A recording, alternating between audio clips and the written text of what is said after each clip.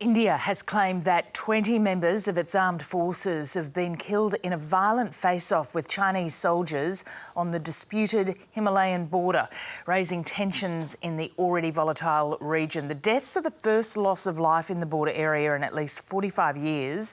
For more, South Asia correspondent James Oaten joins us now. Good morning, James. We've sort of been following this over the last day or two. It seemed to be increasing in seriousness. What's the latest?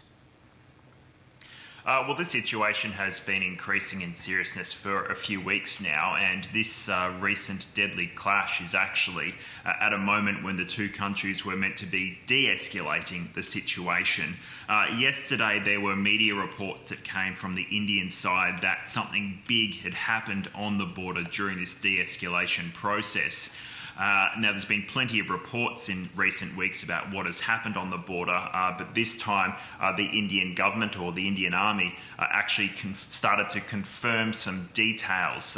At first, we were told that 3 people had been killed, 3 Indian Army soldiers had been killed, but overnight that number has risen to 20.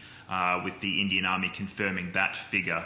From the Chinese side, the Chinese Foreign Ministry briefing at first, which was only being held in the early hours of this news breaking, China didn't actually confirm what had happened, so we're still yet to hear from the Chinese side about how many casualties there have been on their side of this clash. But Indian media is certainly reporting that there are casualties on both sides. One media outlet, NDTV, quite a reputable media outlet, is saying as many as 43 Chinese soldiers have been killed in this clash. Now, we know that there weren't gunshots fired during this skirmish. What it seems to have been is a fight that has broken out. People have used their fists, batons. There's been talk of iron rods being used. This is similar to what we've been hearing reports of in recently. But of course, as you mentioned before, what makes this quite distinctive to other previous reports is that there are fatalities here. People have died, and that hasn't happened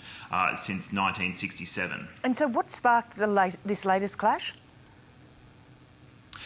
Well, over the years, there have been more and more kind of tensions on the border. The two countries went to war in 1962, and there is a border there that neither side actually agrees where the line is. And what you've had is soldiers on both sides kind of patrolling up into the point where they think the border should be, and you end up with the two armies meeting, and you have, particularly since the 90s, you had maybe 20 or 30 transgressions a year, as they call them. Now we're well over 200 transgressions every year. So certainly the conflict and the tension has been a lot more. Since May, we've been having reports of these fights that have been breaking out, and Chinese pushing forward, setting up tents closer to the border.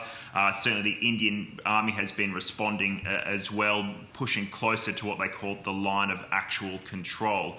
But as I mentioned earlier, the Indian Army has kind of been downplaying the issue, not really responding to the reports. There's been videos that have been released online showing rock fights or showing fist fights between the two forces, but India has constantly denied reports of violence.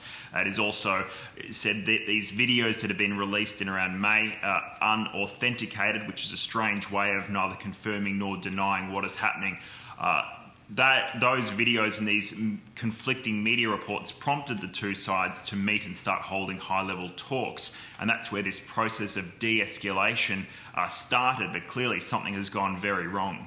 And so over the next couple of days, how do you see it panning out? I mean, how do you take the heat out of the situation right now? Well, that's obviously the biggest question now. Clearly, armed conflict is something that no one here wants. And so there's a lot of heat in this situation. So I'll have to go back to the talks to try and work out what has happened. One of the issues is over the recent weeks from the Indian side is a lot of narration about China being more and more assertive, and that India hasn't been quite matching their assertiveness. And there's even arguments about whether or not China has actually now literally lost some territory as a result of this. Now, as I mentioned, this zone is very grey. There's no clear line there, but a lot of people are fearing now from the Indian perspective that they have lost some ground and they simply won't be able to get that back.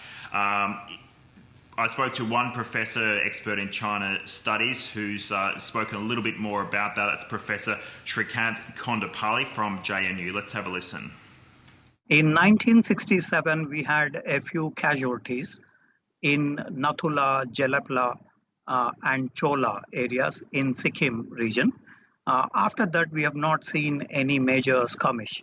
In 1975, again, there were a few incidents, but not to the level that we are now witnessing, which means that if there is retaliation from either side, this could lead to a limited local war between the two sides. Clearly a very fluid, volatile situation. We'll be keeping across it. James Oaten, thank you.